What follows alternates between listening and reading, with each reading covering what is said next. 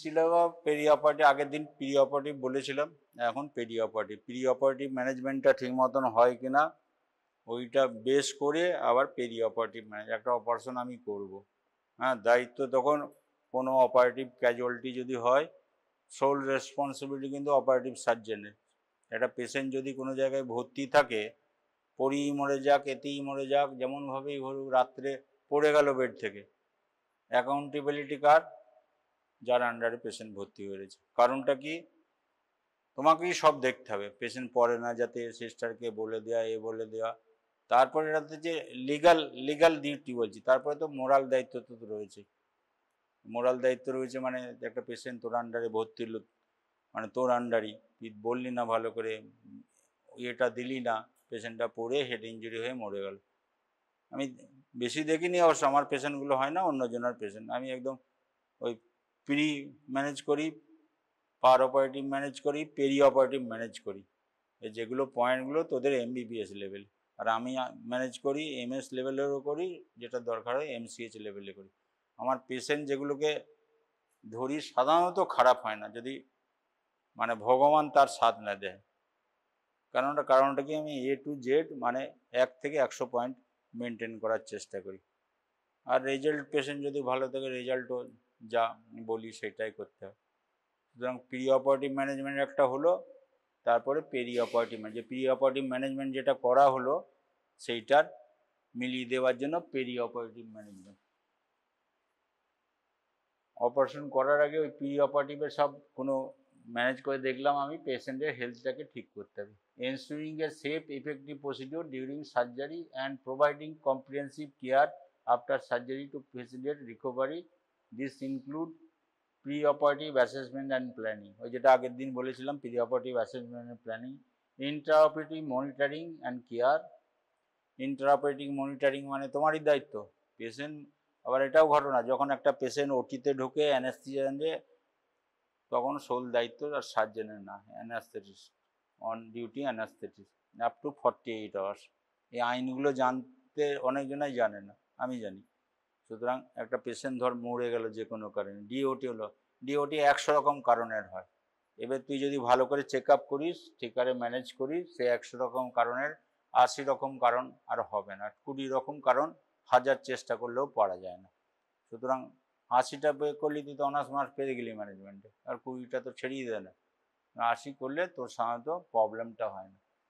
Pre operative assessment and planning, intraoperative monitoring and care. ওটিতে patient ঢুকলো, patient এখন nervous হয়ে রয়েছে, ধরাম করে পড়ে গেল, অন্য কিছু হয়ে গেল। Post operative management to prevent complication and optimize outcome. Assessment and preparation, thoroughly assess the patient medical history, perform necessary investigation, blood test, ECG, chest x-ray।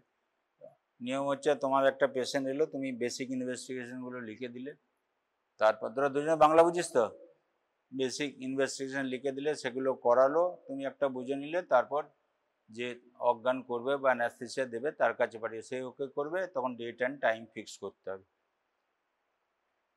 Optimize their physical condition. This include addressing any pre-existing medical condition, optimizing medication and ensuring adequate hydration and nutrition.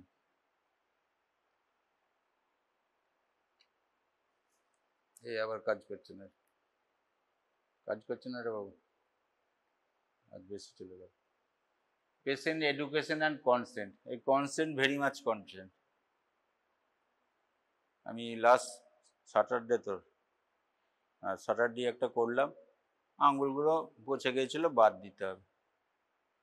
পেশেন্টের consent নিলাম, বাড়ির লোকের, সাধারণত 1জন 2জন নিলে consent নিলেই হয়, কিন্তু আমি বললাম যত না দেখতে এসে সবারই কনসেন্ট নাও, তবে কাজটার ঠিক কাজ হলো। সুতরাং কনসেন্ট নিয়ে নাও না, উইটনেসে 3 জনের জায়গায় 4 জন জায়গায় 5 জন নিয়ে নাও না, তোমার তো অসুবিধা কিছু নাই। Provide patient with clear information about the procedure, patient risks and benefit and alternative treatment. পেশেন্টকে কাউন্সিলিংয়ের সময় বলে দিতে হবে, এই হচ্ছে যে আমার প্ল্যান হচ্ছে যে এইটা, আপনার প্ল্যান কি বলুন, আর নাহলে অল্টারনেটিভ প্ল্যান আছে আরও। এই পেশেন্টের আঙুলটা কালো হয়ে গেছিলো, অনেক দিন থেকে পেশেন্ট আমার পেছনে লেগেছে, ডাক্তারবাবু আঙুল কালো হয়ে গেছে, বাদ দিয়ে দিন, বাদ দিয়ে দিন।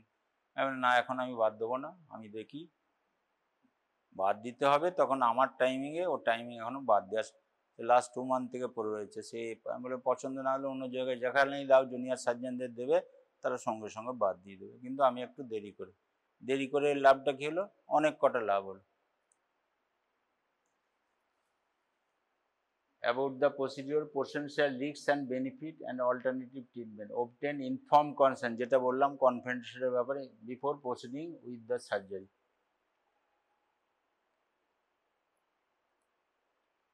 এইটা পেশেন্ট যেমন একটা হোয়াইট স্পট নিয়ে এসেছিল, তাকে বিভিন্ন প্রসিডিওরে বলা হলো, সম্ভবত এটা এমনি লিউকোডার্মায়, বলা হলো এটা হতে পারে, চারিপাশ থেকে হতে পারে। হ্যাঁ ডাক্তারবাবু, কপালেরটা তো সারি দিন, বাকি জায়গাটা হলে তখন দেখা যাবে। পেশেন্টও রাজি হলো। আর যত মেডিকেল লিগাল কমপ্লিকেশন, তারপরে তোমার লিটিগেশন হয় ইমপ্রপার কাউন্সিলিংয়ের জন্য, তুমি যদি পেশেন্টকে ঠিক মতন কাউন্সিল, কোনো মেডিকেল লিটিগেশন হবে না। ইনক্লুডিং যদি পার অপারেটিভ ডেথও হয়ে যায়, সেটাও কাউন্সিলিংয়ে বলে রাখার নিয়ম। ডেথ হয়ে গেলেও পেশেন্ট কিছু মনে করবেন যে হ্যাঁ ডাক্তারবাবু তো বলিয়ে দিয়েছেন এই প্রবলেম ছিল, পেশেন্ট মারা গেল। না, ডাক্তারবাবু বলিয়ে দিয়েছেন, আপনার তো সবই বলে দিন, তবু আমরা রাজি হয়েছিলাম অপারেশন হতে।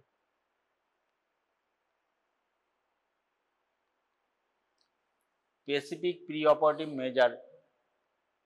Depending on the procedure, specific preoperative measure may be necessary, such as bowel preparation, general সার্জারিতে বাউল যেগুলো করতে লাগে, স্কিন প্রিপারেশন, ভালো করে স্কিনটা ভিটামিন দিয়ে ওই জাতীয় ক্লিন করা, অ্যান্ড প্রি মেডিকেশন, কিছু প্রি মেডিকেশন লাগে, ওই অনডেম জাতীয় মানে অ্যান্টিএমিটিক, অ্যানালজেসিক, এটা প্রি অপারেটিভ দিলে ভালো হয়। রিস্ক অ্যাসেসমেন্ট, এবারে কোন পেশেন্টটার, বিভিন্ন পেশেন্টের বিভিন্ন রকম রিস্ক থাকে, সেই পেশেন্টটা আগে থাকতে যদি এই পেশেন্টের এই রিস্ক আছে সেটা যদি বুঝতে পারো, পেশেন্টকেও বুঝিয়ে দিতে হবে এবং তোমার অপারেটিভ টিমকেও বলে দিতে পারে এই পেশেন্টের এই অসুবিধা রয়েছে, সুতরাং সাবধানে থাকতে হবে। সুতরাং সাবধানে identify patient risk factor for complication, such as হার্টের প্রবলেম আছে কিনা, শ্বাসযন্ত্রের respiratory power, other systemic issue. Implement strategy to mitigate these risk.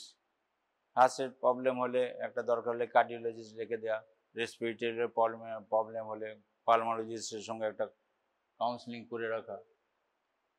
এতে যেমন diabetic food waiting for operation, diabetic ফুডেরা হচ্ছে টোটাল ব্লাড প্রোফাইল দেখে নেওয়া, তারপরে ইউরিয়া ক্রিয়েটিনিন এগুলো বুঝে নেওয়া, আর কোনো প্রবলেম আছে কিনা, ভাস্কুলার প্রবলেম আছে কিনা দেখে নেওয়া, এবং সেই মতন অ্যান্টিবায়োটিক কালচার সেন্সিটিভিটি করে নেওয়া, যেমন আসবে রিপোর্ট সেই রকম হবে। এটা হচ্ছে যে একটা এক্সট্রপি নেলের ছবি, হ্যাঁ, এটারও একটা ওই রকমই, সবই মোটামুটি একই রকম। এর আবার আলাদা স্পেসিফিক কশন রয়েছে যে আবার হতে পারে কি কারণে হলো সেটা, এগুলো সাধারণত ফানগাল ইনফেকশন, রিপিটেড ফানগাল ইনফেকশন থেকে হয়। ইন্ট্রাঅপারেটিভ ম্যানেজমেন্ট, যখন অপারেশন হয় তখন ম্যানেজমেন্ট কিন্তু ওই বললাম, পেশেন্ট তো আর অ্যানাস্থেটিস্টকে সাধারণত চেনে না, তোমাকেই দায়িত্ব নিয়ে করতে হবে, এটা হচ্ছে না, ওটা দিচ্ছে না, প্রেশারটা দেখো, পালস কত, অক্সিজেন কত, দরকার হলে অপারেশন বন্ধ করে মনিটর করো।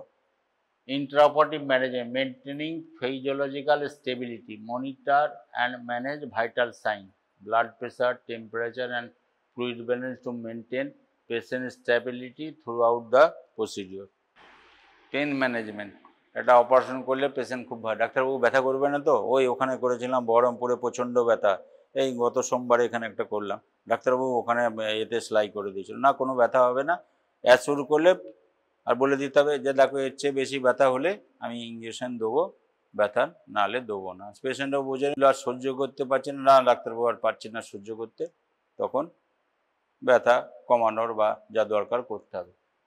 Administration pain relief as needed using a variety of techniques including local anesthesia, regional anesthesia and systemic analgesia. Systemic situation অনুযায়ী এগুলো ভ্যারি করে, কোনটা লোকাল দেবো না রিজিওনাল দেবো না স্পাইনাল দেবো না এন্ডোটেকিয়াল ইন্টিউবেশন করে অপারেশন করব। প্রিভেন্ট কমপ্লিকেশন, এবারে prevention is better then cure, A Penney prevention pound cure. Prevention যদি করে দাও কমপ্লিকেশন হলো না, সুতরাং কমপ্লিকেশনের ম্যানেজমেন্টেরও কিছু ব্যাপার থাকে না। Implement strategies two prevent complication such as bleeding, infection and thrombosis. Thrombosis যাদের রিস্ক আছে তাদের থ্রম্বোসিস প্রোফাইলাইসিস দিতে হবে, নাহলে লোয়ার লিম্বের অ্যান্টি থ্রম্বোসিস গার্মেন্ট পরাতে হবে, হ্যাঁ, কিংবা ওই ব্লিডিংয়ের জন্য সেটার প্রপার ডায়াথার্মি আর্টারি ফর্সেপ, আর ইনফেকশনের জন্য স্টাইলিটিটা ওটির মেনটেন রাখতে হবে। ইনফেকশন কন্ট্রোল, ইনফেকশন কন্ট্রোলের হচ্ছে যে টোটাল ইনফেকশন হয়ে গেলে পুরো অপারেশনটাই খারাপ হয়ে যাবে। কিন্তু সব যে যদি অপারেশন করো, মেন ডেঞ্জার অর্থোপেডিকে যদি ইনফেকশন একবার ঢুকে যায়, ওই কথা রয়েছে ওয়ান্স ইনফেক্টেড বোন ইনফেকশন ফর এভার। একবার যদি বোনে কোনো কারণে ইনফেকশন হয়ে যায় সারা লাইফ লং ইনফেকশনটা থাকবে। সেই কারণে অ্যান্টি ইনফেক্টিভ কন্ট্রোলটা অর্থোপেডিক সার্জনরা বেশি খুব স্ট্রিক্টলি কন্ট্রোল করে through out the surgical environment. Post operative management, এবারে একটা পেশেন্টের এই পোস্ট অপারেটিভ ম্যানেজমেন্ট কি রিকভারি রুমে থাকবে না অন্য কোথাও যাবে, সেটা ম্যানেজ রাখতে হবে। এই পেশেন্টটাই খারাপ আছে, আমাকে রিকভারি রুমে রাখতে হবে, কিংবা পোস্ট অপারেটিভ আইসিইউতে রাখতে হবে, এগুলো বলে দিতে হবে আগে থাকতে বলে দিতে হবে। এই পেশেন্টের এইচডিইউ লাগবে, হাই ডিপেন্ডেন্সি ইউনিট লাগবে, আইসিইউ ইন্টেন্সিভ কেয়ার ইউনিট, সেটা আগে থাকতে ম্যানেজ করে রাখতে হবে। যেমন পেশেন্ট যেমন অপারেশন হবে সেই নিয়ে আগে থাকতে বলে বেড রেডি করতে হবে। Closely monitor the patient condition in the recovery room including vital sign, pain level, any sign of complication. এবারে ক্লোজ মনিটরিংয়ের প্রথম কথা, ইউরিন আউটপুট যদি ঠিক থাকে, নর্মাল ইউরিন আউটপুট ঠিক থাকবে, যদি আনলেস প্রুভ ইট আদারওয়াইজ, আর level of concern patient is okay, patient is doing well. wound care, providing, এবারে একটা কাটলি ইনফেকশন হবে, হাজার রকমের উন্ড, অপারেশন ওয়ানই একটা উন্ড ক্রিয়েট করবে। ছোট মাইক্রোস্কোপিক মাইক্রো সার্জারি হলে ছোট, এমনি নর্মাল সার্জারি বড়, যে কোনো দাগ ছাড়া অপারেশন হয় না। আর ডাক্তারবাবুদের বিশেষ করে আমাদের কাছে আছে, ডাক্তারবাবু অপারেশন করাবো, দাগ হবে না তো? আমি বললাম দেখো, অপারেশন করালে আমাদের কাছে কম হবে, অন্য করলে হয়তো আরও বেশি হবে, কিন্তু দাগ হবে। সুতরাং এইটা মাথায় নিয়ে, না ডাক্তারবাবু প্লাস্টিক সার্জনের কাছে এলাম, দাগ হবে না, এই তো দাগ হলো, সেটা আগে থাকতে বলে দিলে কোনো কনফিউশন ক্রিয়েট হবে না। পেশেন্ট এলো প্লাস্টিক সার্জনের কাছে, কোনো দাগ হবে না, তারপরে যা দাগ হবার নর্মাল সেটা হলো, তখন পেশেন্টও খুশি হবে না, আর তোমাকেও গিল্টি ফিল হবে না, পেশেন্টটা একটা এক্সপেকটেশন নিয়েছিল, আমি এক্সপেকটেশনটা ফুলফিল করতে পারছি না। সুতরাং আগে থাকতে বুঝিয়ে দিতে হবে পেশেন্টকে যে এই হবে, এই আউটকাম, সবচেয়ে ভালোটা কি, আর সবচেয়ে দুটোই পেশেন্টকে বুঝিয়ে দিতে হবে, না হলে লিটিগেশন তৈরি হতে পারে। Providing proper wound care to promote healing and prevent infection. Early immobilisation, বিশেষ করে বুড়ো পেশেন্টদের আর্লি মোবিলাইজেশন না করলে ডিপ ভেন থ্রম্বোসিস হয়।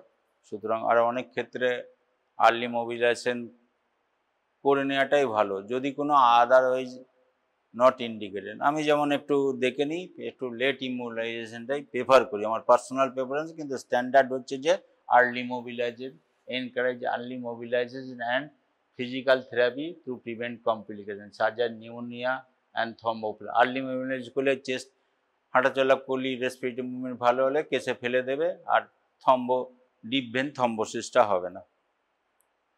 থ্রম্বোপ্রোফাইলিস কারো কারো দেওয়া হয়, যে লং ডিউরেশন সার্জারি, কারো 4 ঘন্টা, 5 ঘন্টা, 8 ঘন্টা, 10 ঘন্টা ধরে অপারেশন হয়। ধরো একটা হাত কেটে গেল, হাত থেকে আবার জোড়া লাগাতে হবে, সেটা 8 ঘন্টা, 10 ঘন্টা, 12 ঘন্টা ধরে অপারেশন। মেশিনে কেটে গেল, সেই আর্টারি অ্যারস্ট্রো করতে হবে, ভেইন অ্যানাস্টোমোসিস করতে হবে, অনেক সময় লাগে, 8 ঘন্টা, 10 ঘন্টা, 12 ঘন্টায়। সুতরাং সেই রকম পেশেন্টকে হলে thromboprophylaxis, continue thromboprophylaxis measure to prevent deep vein thrombosis and pulmonary embolism. Deep vein thrombosis হয়ে নেক্সট ওই থ্রম্বোসিস যেটা ডিপ ভেনে সেটা উঠে চলে গেল, ভেনা কেভা দিয়ে হার্টে পালমোনারি এম্বোলিজম হয়ে গেল লাঙ্গে। রিহ্যাবিলিটেশন, একটা অপারেশন করলে যে অপারেশন রিহ্যাবিলিটেশন কী হবে সেটা ভেবে নিতে হবে, পেশেন্টকে বলেও দিতে হবে। Implement a rehabilitation plan to address any specific need related to the surgical procedure and promote functional recovery. Key considerations: standardization of care, development and implemented a standardized perioperative care pathway to improve patient outcome. Ultimate result হচ্ছে পেশেন্টটা যে অসুবিধা নিয়ে এসেছিল সে অসুবিধা থাকলো না, সুতরাং that is the goal, to improve patient outcome. আর যত ফুল প্রোটোকলগুলি যদি সব মেনটেন করো, প্রোটোকলও রেজাল্টও ভালোই হবে, খারাপ হওয়ার সম্ভাবনা থাকে না। Enhanced recovery after surgery. Consider implementation of enhanced recovery after surgery, which are evidence-based guidance for optimized perioperative care and improving patient recovery. Multidisciplinary approach. ধরো একটা অপারেশন একজনা করছে, আরেকজনকে ডেকে নিল। হ্যাঁ, অনেক সময় আমাদের দেখো এখানে আমি একটা পার্ট করে দিলাম, তারপরের পার্টটা আমরা আর পারবো না, রিকনস্ট্রাকটিভ সার্জন লাগবে, ডাকলো, তারা রিকনস্ট্রাকশন করে গেলো।